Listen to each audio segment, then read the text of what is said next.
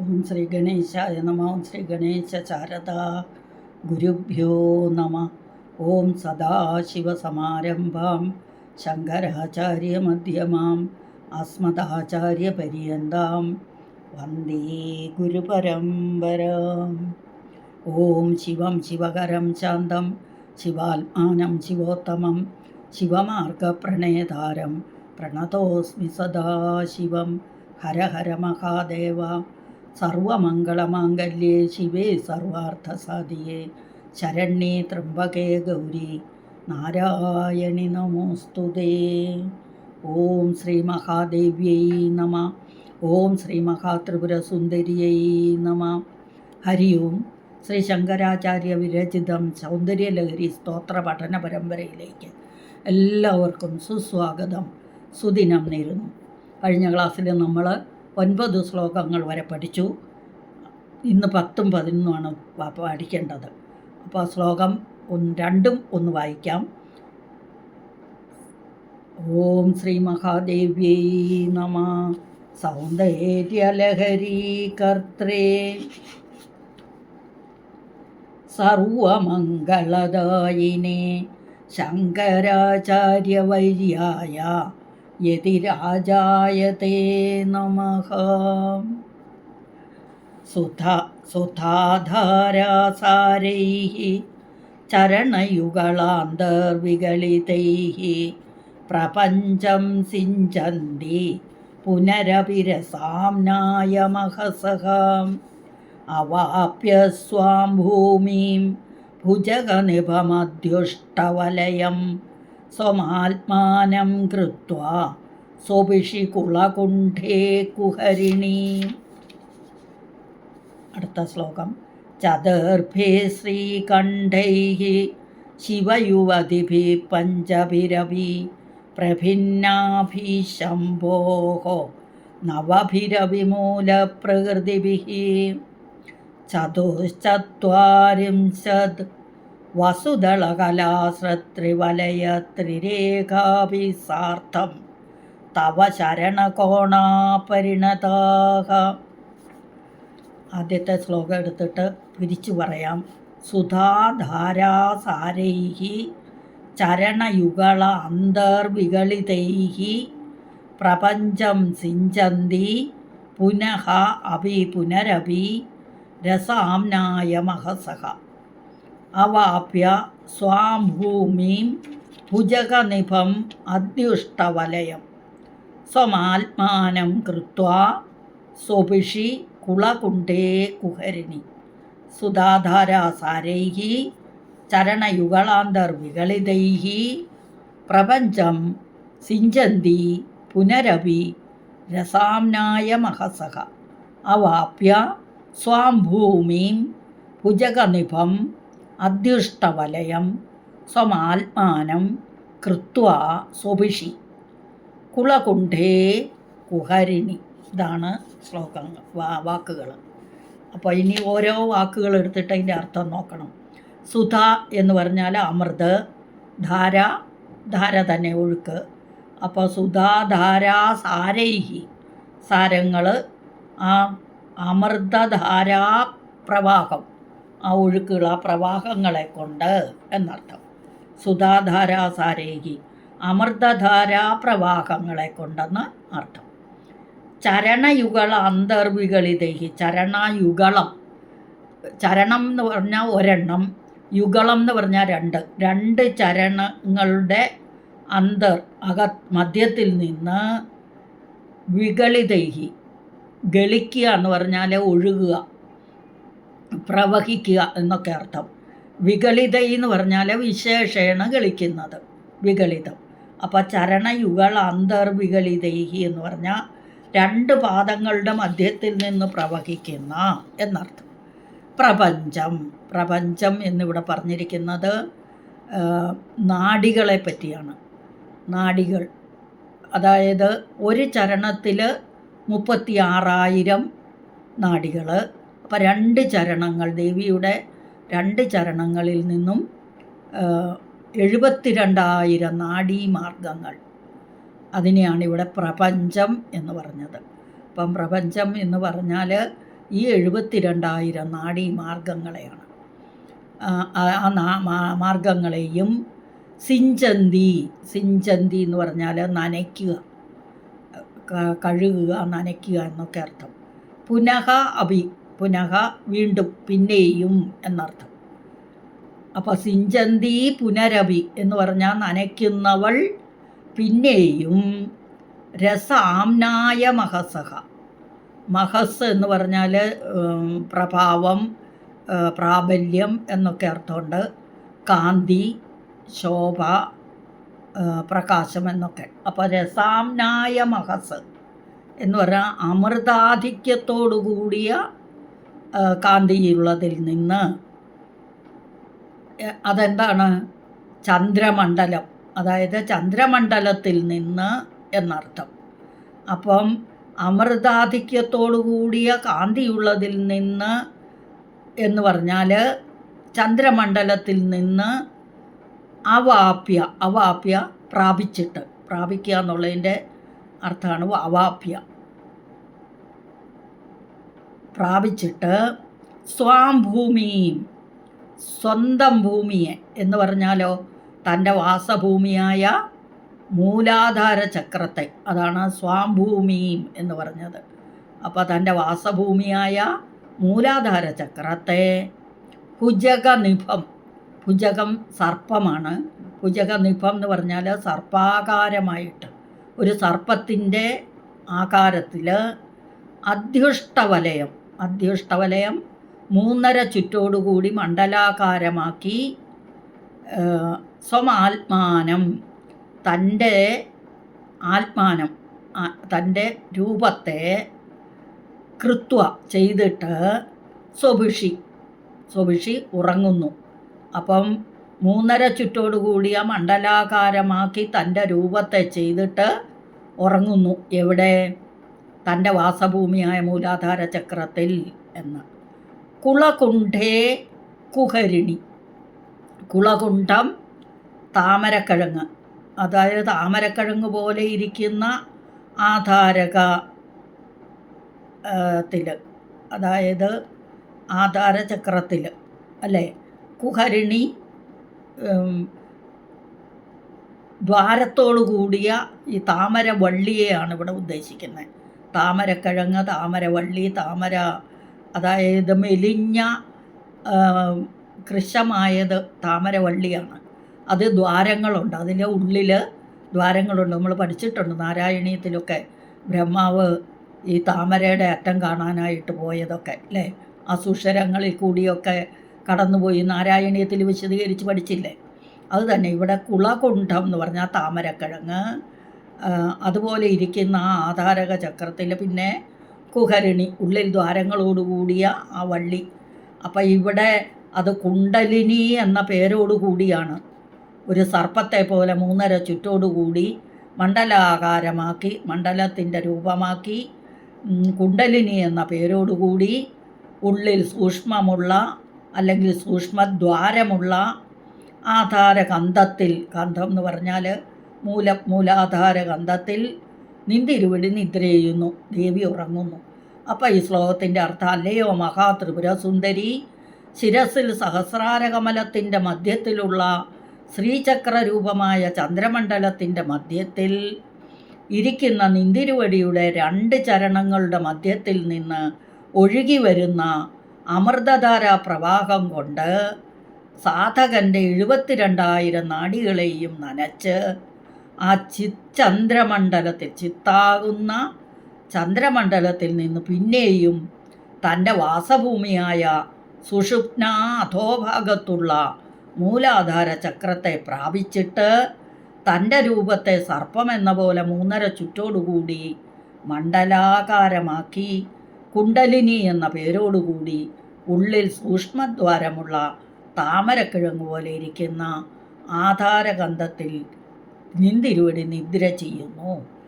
കഴിഞ്ഞ ശ്ലോകത്തിൽ നമ്മൾ പഠിച്ചു ഇല്ലേ, മൂലാധാരം മുതൽ സഹസ്രദള പത്മം വരെ പോയി അവിടെ ചെന്ന് 1000 ദളങ്ങളുള്ള കമലത്തെ സ്ഥിതി ചെയ്യുന്നു. ഇവിടെ ഈ ശ്ലോകത്തിൽ ഈ സഹസ്രാര പത്മത്തെ പ്രാപിച്ചിട്ടുള്ള ആ സ്ഥിതി തിരിച്ചു വരുവാണ്, മൂലാധാരത്തിലേക്ക് തിരിച്ചു വന്നിരിക്കുന്ന ഇതാണ് പറഞ്ഞത്. അപ്പോൾ ശിരസിൽ ചന്ദ്രമണ്ഡലം സ്ഥിതി ചെയ്യുന്നു എന്നുള്ളത് സർവയോഗശാസ്ത്ര സിദ്ധാന്തമാകുന്നു.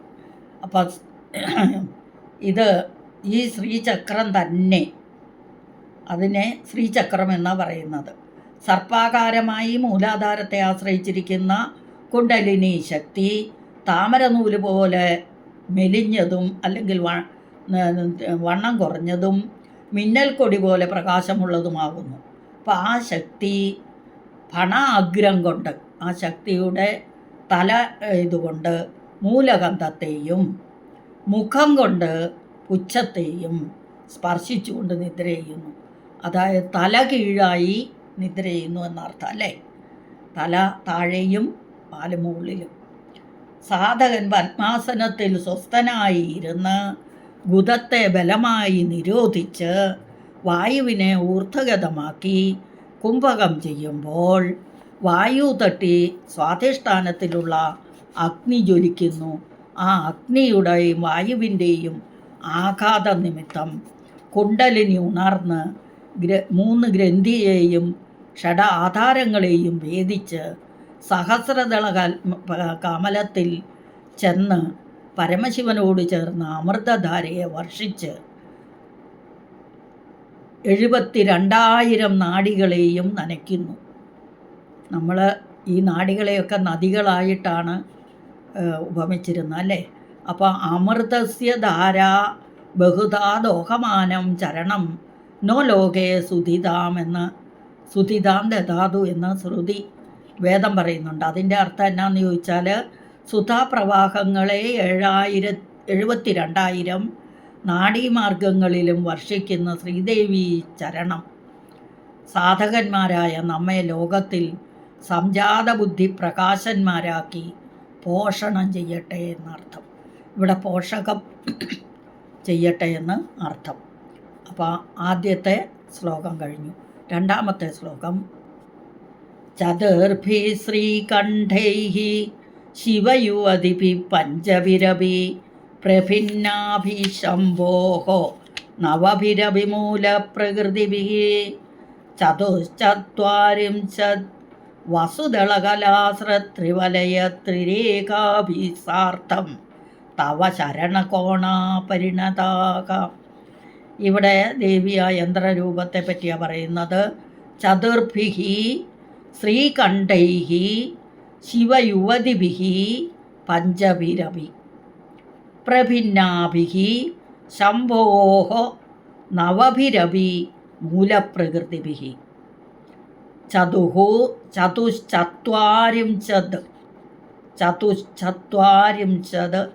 വസുദളകലാസ്രത്രിവലയത്രിരേഖാഭിः സാർത്ഥം തവ ശരണകോണാക പരിണതാക. ഇവിടെ ചതുർഭിഃ ശ്രീകണ്ഠൈഃ എന്ന് പറഞ്ഞു. ചതുർഭി എന്ന് പറഞ്ഞാൽ 4. ചതുർഭിഃ ശ്രീകണ്ഠൈഃ, ശ്രീകണ്ഠം എന്നിവിടെ പറഞ്ഞ് ശിവചക്രങ്ങളെ കൊണ്ട്. അപ്പം 4 ശിവചക്രങ്ങളെ കൊണ്ട് ശിവയുവതിഭിः, ശിവയുവതി ആരാണ്? ഭഗവാന്റെ ശിവൻ്റെ യുവതി പാർവതീദേവി അല്ലേ, ശിവശക്തിയായ പാർവതീദേവി. പഞ്ചഭിഃ 5ാമത്തേത്. അപ്പോൾ 5 ശക്തികളെ കൊണ്ടെന്ന് അർത്ഥം. 4 ശിവചക്രങ്ങളെ കൊണ്ട് 5 ശക്തികളെ കൊണ്ട്. പ്രഭിന്നാഭിः ശംഭോഃ, പ്രഭിന്നം എന്ന് പറഞ്ഞാൽ പ്രകർഷേണ ഭിന്നമായത്. ശംഭോഃ ആ 4 ശിവചക്രങ്ങളിൽ നിന്നും ഭേദപ്പെട്ടിരിക്കുന്നു എന്നർത്ഥം. നവഭിഃ അഭിമൂലപ്രകൃതിഭിः, നവഭിഃ എന്ന് പറഞ്ഞാൽ 9 പ്രപഞ്ചമൂല കാരണങ്ങളെ കൊണ്ട്. അതാണ് മൂലപ്രകൃതി എന്ന് പറഞ്ഞത്. ആ മൂലപ്രകൃതി എന്ന് പറഞ്ഞത് എന്താണെന്ന് പറയാം. പഞ്ചമൂല കാരണങ്ങൾ, പഞ്ചഭൂതങ്ങൾ, തന്മാത്രകൾ, ഇതൊക്കെയാണ്. അപ്പോൾ പ്രപഞ്ച മൂലകാരണങ്ങളെ കൊണ്ട്, അതായത് 25 തത്വങ്ങൾ പഠിച്ചില്ലേ, അതാണ് ഇവിടെ പ്രപഞ്ചമൂല കാരണങ്ങൾ. ചതുശ്ചത്വാരിംശത് എന്ന് പറഞ്ഞ ചതു എന്ന് പറഞ്ഞാൽ 4, ചതു ചത്വാരിംശത് എന്ന് പറഞ്ഞാൽ 44 എന്നിട്ടോ വസുദള കലാശ്രത്രിവലയത്രിരേഖാവികി, ഒറ്റ വാക്ക്, വസുദള കലാശ്രത്രിവലയത്രിരേഖാവികി അഷ്ടദള ഷോഡശദള വൃത്തത്രയ ഭൂപുരത്രയങ്ങളോട് സാർത്ഥം എന്ന് പറഞ്ഞാൽ കൂടി തവ ശരണകോണാഹ പരിണതാഹ, തവ അങ്ങയുടെ നിന്തിരുവടിയുടെ ശരണകോണാഹ, ശരണകോണം ബിന്ദുസ്ഥാനം എന്ന മന്ദിരം അല്ലേ, പരിണതാഹ കോണങ്ങളും പരിണമിച്ചവളായിട്ട്, അതായത് അല്ലയോ മഹാത്രിപുരസുന്ദരി, 4 ശിവാത്മകങ്ങളായ ചക്രങ്ങൾ, ഇവയിൽ നിന്ന് വ്യത്യാസപ്പെട്ട 5 ശക്തിയാത്മകങ്ങളായ ചക്രങ്ങൾ, ഇങ്ങനെ പ്രപഞ്ചമൂല കാരണങ്ങളായി ഭവിച്ച 9 ചക്രങ്ങളിൽ നിന്തിരുവടിയുടെ ബിന്ദുസ്ഥാനമായ മന്ദിരവും കോണങ്ങളും ചേർന്ന് അഷ്ടദളം, ഷോഡശദളം, വൃത്തത്രയം, ഭൂപുരത്രയം എന്നിങ്ങനെ പരിണമിച്ചിട്ട് 44 ഭവിക്കുന്നു എന്നർത്ഥം. ഇനി അതിനെ ഒന്നും കൂടി വിശദീകരിച്ച് പറയാണ്. നേരത്തെ പറഞ്ഞ ശ്ലോകത്തിൽ ചന്ദ്രമണ്ഡലാത്മകമായ ശ്രീചക്രത്തെ വർണ്ണിച്ചു.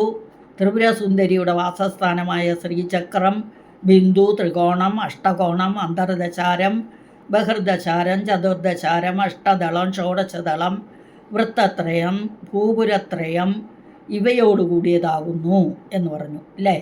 ശ്ലോകത്തിൽ പറഞ്ഞ ശക്തിചക്രങ്ങൾ ത്രികോണം, അഷ്ടകോണം, അന്തർദശാരം, ബഹിർദശാരം, ചതുർദശാരം ഈ 5ഉം ശിവചക്രങ്ങൾ എന്ന് പറഞ്ഞാൽ അഷ്ടദളം, ഷോഡശദളം, വൃത്തത്രയം, ഭൂപുരത്രയം ഈ 4ഉം ആണ്. അപ്പം ശിവചക്രങ്ങളിൽ വൃത്തത്രയത്തിന് പകരം ബിന്ദുവിനെ സ്വീകരിക്കണമെന്ന് ഒരു പക്ഷം പറയുന്നു. ബിന്ദുവിൽ നിന്നാണ് 9 മൂലപ്രകൃതികളും ഉണ്ടായിട്ടുള്ളത്. അല്ല, മൂലപ്രകൃതികൾ ശ്രീചക്രത്തിൻ്റെ മുൻഭാഗത്തുള്ള 5 കോണുകളും പിൻഭാഗത്തുള്ള 4 കോണുകളുമാകുന്നു. അപ്പോൾ 5 4 9 കോണുകൾ. പരസ്പര വ്യാപകം കൊണ്ട് തന്നെയാണ് ശ്രീചക്രത്തിലെ മറ്റ് ചക്രങ്ങൾ, ഈ പ്രപഞ്ചം തന്നെയും ഉണ്ടായിട്ടുള്ളത്. അപ്പോൾ പഞ്ചഭൂതങ്ങളും പഞ്ചതന്മാത്രകളും പഞ്ചജ്ഞാനേന്ദ്രിയങ്ങളും പഞ്ചകർമ്മേന്ദ്രിയങ്ങളും അല്ലേ, പിന്നെ മനസ്സും, ഇങ്ങനെ 5 ശക്തികോണുകളും മായ, ശുദ്ധവിദ്യ, മഹേശ്വരൻ, സദാശിവൻ എന്ന് 4 ശിവകോണുകളും. നമ്മൾ ആ ദേവിയുടെ മണി ദീപത്തെ വർണ്ണിച്ചപ്പോൾ അതൊക്കെ പറഞ്ഞതാണ്. അപ്പോൾ പ്രപഞ്ചചക്രത്തിൻ്റെ 9 മൂലയോനികളാണ് ഇവയെല്ലാം. മനുഷ്യ ശരീരവും നവയോനി ആത്മകമായ ശ്രീചക്രരൂപം തന്നെ. അതിലും ത്വക്ക്, രക്തം, മാംസം, മേധസ്, അസ്ഥി എന്ന 5 ശക്തിധാതുക്കളും മജ്ജ, ശുക്ലം, പ്രാണൻ, ജീവൻ എന്ന 4 ശിവധാതുക്കളും, ഇങ്ങനെ 9 ധാതുക്കളുണ്ട്. അപ്പം ഈ 9 ധാതുക്കളോട് കൂടിയ ദേഹം നവയോനി സമുദ്ഭവവുമാകുന്നു. 10ാമത്തെ യോനി ഈശ്വരിയായ പരാശക്തി തന്നെ. അപ്പം ബൈന്ദവ സ്ഥാന ആണിത് അല്ലേ. അപ്പം മൂലപ്രകൃതികൾ എന്ന് പറയുന്നത് പ്രപഞ്ചമൂല കാരണങ്ങളാകുന്നു. അതുകൊണ്ട് തന്നെയാണ് അവയ്ക്ക് യോനി ശബ്ദം ഉണ്ടായത്. ഇനി ശ്രീചക്രത്തിൻ്റെ കോണുകൾ 43 44 2 പക്ഷമുണ്ട്. ത്രികോണചക്രത്തിൽ കോൺ 1, അഷ്ടാരം, എന്ന് പറഞ്ഞാൽ 8, ദശാരം 20, ചതുർദശാരം 14, ആകെ 43 ഇങ്ങനെ ഒരു പക്ഷം. പിന്നെ ബിന്ദുവും ചേർന്ന് 44 വേറൊരു പക്ഷം.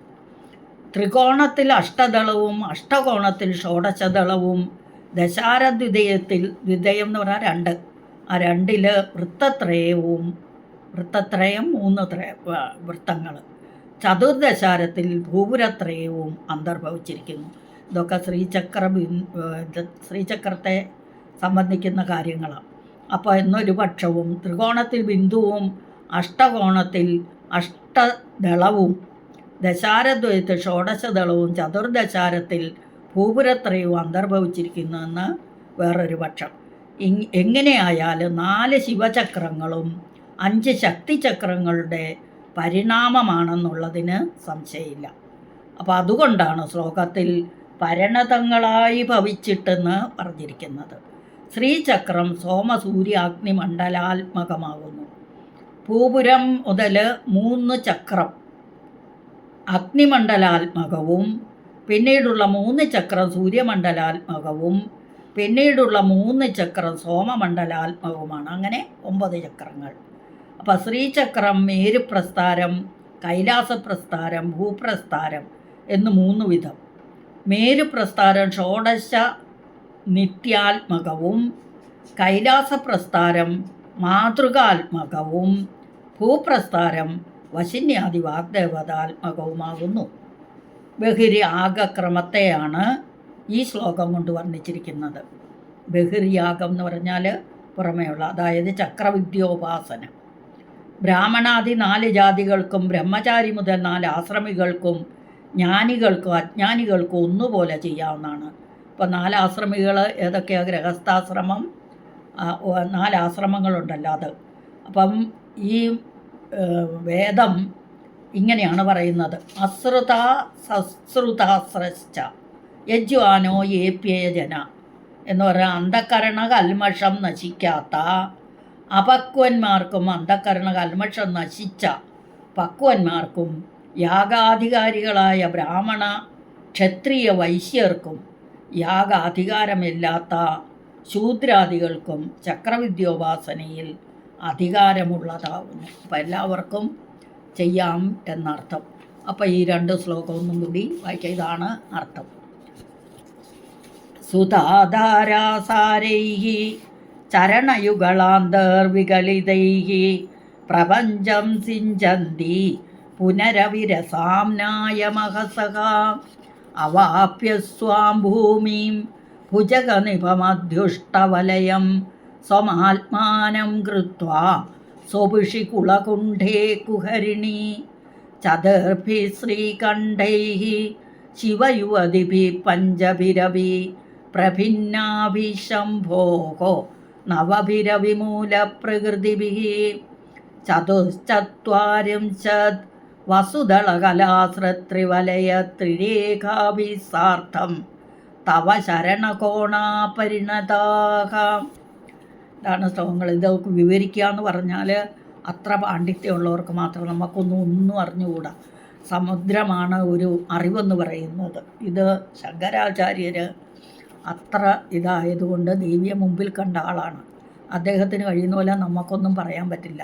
നമ്മൾ വെറും ഇതൊന്ന് വായിച്ച് പഠിക്കാൻ വേണ്ടി കുറച്ച് ഇങ്ങനെയൊന്ന് പറയുന്നു എന്നേ ഉള്ളൂ.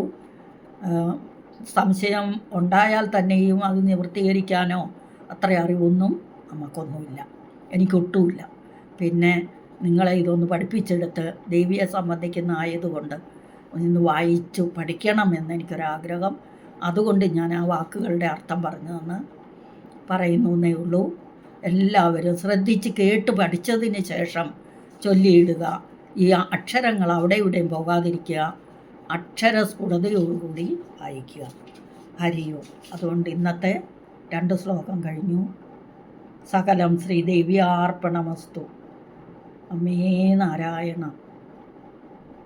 അപരാധസഹസ്രാണി ക്രിയന്തേ കർനിശമ്മയ ദാസോയമിതി മാമത്വാ ക്ഷമസ്വ പരമേശ്വരി.